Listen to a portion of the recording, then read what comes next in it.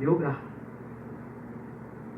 There better be something inside of you that remembers how good God done been to you. And if you will remember how good God done been to you, you'll get out that mess. Lord, help me, please. Do y'all hear me? I believe y'all hear me today. You'll get out that mess.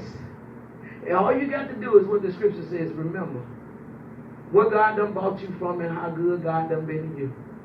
And you'll get out that mess. Gideon rose up and said, y'all got to be crazy to think I'm going to stay in this. I'm fixing to ask God for a strategy on how to come out this mess. You hear me? I'm finna ask God, I asked you not to kill me, God, please don't.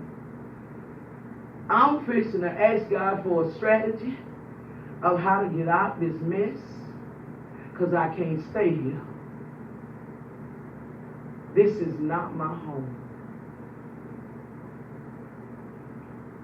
Y'all hear Daniel said earlier about the wilderness? Y'all heard it? He said, this ain't our home. This ain't where we're supposed to be. That's right. We're not supposed to be among the Midianites because we are God's chosen. We are God's promised people. We have been brought out of the land of bondage. We just got to live like we're free.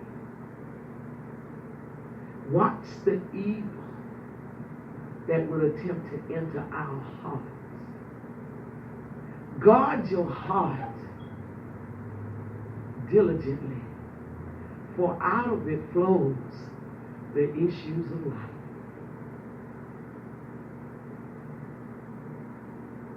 Their evil hearts, is what sent them into poverty. Their evil hearts is what sent them into poverty. Because they refused to let some stuff go. They refused to let some stuff go. And because they refused to let it go, it sent them into a bad place. I hope I got some people today that if you found yourself in that place, today you will come out. That the Gideon on the inside of you will rise up and you will come out. That's my prayer today. That Gideon will come forth. That's my cry today. Gideon to take over the house. The spirit of Gideon will take over Trail. That the spirit of Gideon would take over this house. This house is in the need right now of the spirit of Gideon. Because Gideon stood up from the midst of trouble and said, hey, we ain't got to live like this. This ain't got to be like this.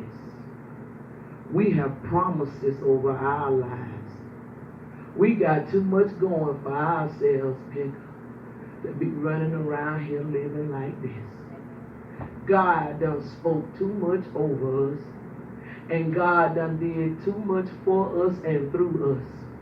God done took a few people and done built a whole house for him to dwell in right here. With just a few people. Done built a house here that he can dwell in. And it ain't shabby. Huh? God done took some of us from having nervous breakdowns. He done spared us from it. You hear me? God done restored some of our names. Do you hear me? God done kept some of us from the brink of death. Do you hear me? God done been too good to us for us to remain in bondage, for us to stay in a dark place. He done been too good. Gideons, I command you to rise today. Gideons, I command you to stand and come forward today. Gideons, I call you from the impoverishment and the prisons, from the mental bondages, from the pain, the hurt, the guilt, the shame, the misunderstanding, the confusion. I call you from it today. And I call you forth, Gideons. The spirit of Gideon overtake the house so that we stand united and we latch. We don't lap. We latch. We don't lap. We latch on to the promises of God. We latch on to the voice the Lord has assigned unto us. We latch on to the calling and the purpose he has for our life. We latch on to the obedience to which the Lord has called us unto. We latch on to be the ones that he can use in the time to which we are living in. We latch on to it. We are those ones. We are the army of Gideon. We are drill, the army of Gideon. We are marching in battle. We are mighty in battle. We are a united front. Divided we are not. We are the chosen of God. We are the elect of God. We are the intercessors of God. We are the vessels of God. We show forth honor to God. We are used of God. We are seen of God. We are purposed of God. We are the voices of God in the earth. We are the Gideons. We are the Gideons. You ought to tell yourself now, I am Gideon.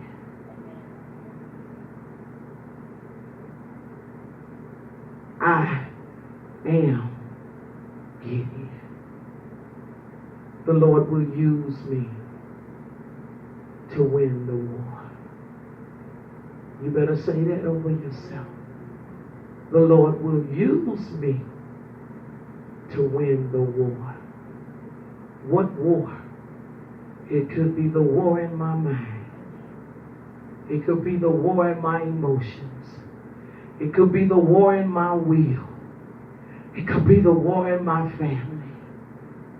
It could be the war on my job. It could be the war I battle against authority with. It could be the war against giving. It could be the war against fear. It could be the war against doubt. It could be the war against shame. It could be the war against guilt. But the Lord is using me to win the war. Whether I win it by few or many, I win. You better tell yourself, whether I win by few or many, I win. Whether I win by few or many, I win. I'm going to tell y'all that again. Whether I, Pastor Delphine Lee, win by few or by many, I win. I'm going to penetrate hell with it. Whether I, Pastor Delphine Lee, win by few or by many, I win. I'm going to say it again. Whether I, Pastor Delphine Lee, win by few or by many, I win. I win. I win. I win. I got any winners in the house? I got some winners among me. Do I have any Gideons in the house? I got some Gideons among me. Huh? That's right. We have been anointed to what, Candace? To win. That's right. Whether by few or by many, we win. We win. We win, y'all. Do you hear me? We win. God, I love you. God, I honor you. God, I adore you. I thank you for being who you are and for doing what you do. For there is none that is greater than you. There is none that can match you. There is none that can stand before you. Many have risen against you and they've all fallen. Because you're the true champ, man. You're the true champ. I want to love on you for what you have done in here. I just want to love on you for a second, just for what you've done in here and for what you have said. I just want to love on you. I want to pour my love on you. Like the song say, if praise was like perfume, then I'll lavish mine on you.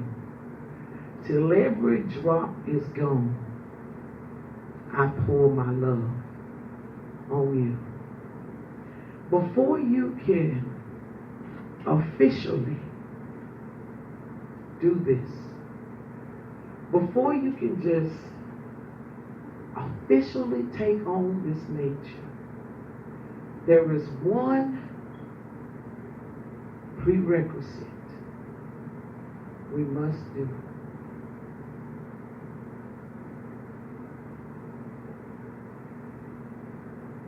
You must break the alabaster box. Do you hear me? You must break the alabaster box. Your alabaster box is all those things that you have held dear. All those things that you feel like you worked so hard for. Because theologians said that Mary Magdalene, the one that broke the alabaster box, it said that she accumulated that oil, some theologians say, due to prostitution. She sold her body to those that had money or rich in oil. And she accumulated that oil as a means of taking care of herself. But when she got to a place to realize that trying to take care of herself just was not good enough, because it was destroying her body. Trying to take care of yourself, Trill, will put you in a place where it will destroy your body, because you're going to be tired. You're not going to get the proper amount of rest. You're going to always be taking matters into your own hand. not really being led by the Spirit of God.